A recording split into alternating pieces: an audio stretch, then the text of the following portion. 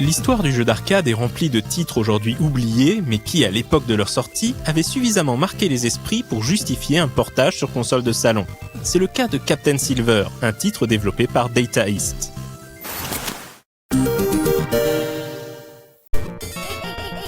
Malgré son titre, Captain Silver n'est pas une adaptation en jeu vidéo de L'île au trésor, même si le célèbre roman de Robert Louis Stevenson a clairement inspiré les développeurs japonais. En lieu et place de Jim Hawkins, le jeune héros de L'île au trésor, le joueur incarne un autre Jim Aykroyd. Ce jeune aventurier est à la recherche des trésors du légendaire pirate Silver, qui lui permettrait de demander la main de la princesse locale en mariage. Pour y parvenir, Jim devra triompher de 3 niveaux aux ambiances très différentes. La ville, hantée par des créatures sorties des contes de fées comme des loups-garous ou des sorcières juchées sur des balais, le bateau pirate du capitaine Copard, et enfin l'île où Silver a caché son trésor, avec ses indigènes belliqueux et sa faune agressive.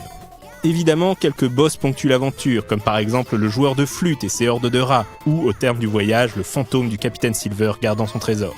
Si la quête de Jim est courte, elle n'en est pas moins difficile. Il s'agit du genre de jeu où les ennemis jaillissent sans discontinuer, et où le moindre contact hostile est fatal. Pour survivre, Jim devra taillader ses opposants avec son sabre et sauter par-dessus les autres obstacles. Malheureusement, la maniabilité s'avère assez rigide et sera elle-même la cause de nombreux décès prématurés. Heureusement, les niveaux sont parsemés de bonus, comme les bottes qui permettent de sauter plus haut et de se déplacer plus vite, ou les fées qui permettent au sabre de Jim d'envoyer des boules de feu. Jusqu'à 6 fées peuvent être ramassées, chacune augmentant la puissance et le nombre de projectiles ainsi envoyés. Des lettres apparaissent après avoir tué un ennemi. Si le joueur parvient à former les mots Captain Silver, il gagne une vie supplémentaire. Jim pourra également trouver des clés, nécessaires pour progresser, ainsi que des pièces d'or qui rapporteront des points. Ces points pourront être échangés contre divers items dans la boutique située vers le milieu de chaque niveau. Graphiquement, le jeu de Data East est plutôt soigné, avec ses grands sprites et ses décors aux couleurs pastel évoquant un livre pour enfants. Du côté du son, si les musiques sont sympathiques quoique peu inspirées, difficile de supporter très longtemps les couinements incessants du héros. Captain Silver s'avère un jeu d'arcade basique dont les mécaniques rappellent fortement celles du mythique Ghosts & Goblins. Les sauts en particulier sont calqués sur ceux du chevalier Arthur. Captain Silver est toutefois loin d'atteindre l'excellence du titre de Capcom. Le jeu reste distrayant mais également très frustrant en raison de sa grande difficulté.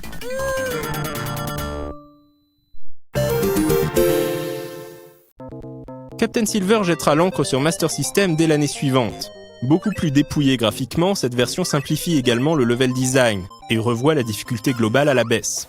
L'absence de challenge devient même presque choquante pour qui s'est essayé à la version arcade.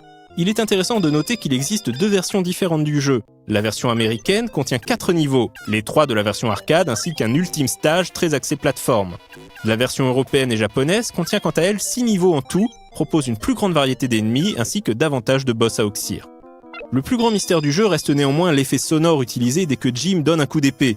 Celui-ci rappelle en effet furieusement le cri d'un poulet, à moins que ce ne soit celui d'une mouette.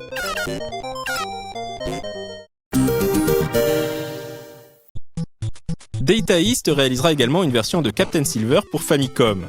Éditée par Tokuma Shoten, cette version du jeu restera exclusive au territoire japonais. Elle s'avère également très différente à la fois de la version arcade et de la version Master System. Graphiquement tout d'abord, mais également au niveau des mécaniques de jeu. Jim possède désormais des points de vie et ne meurt donc plus au premier contact ennemi. Revers de la médaille, les ennemis sont également plus résistants.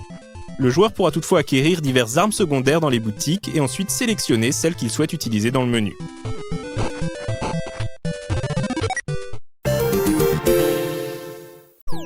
Si Captain Silver ne figure clairement pas au panthéon des grands jeux vidéo, il n'en reste pas moins une production sympathique et un titre à redécouvrir.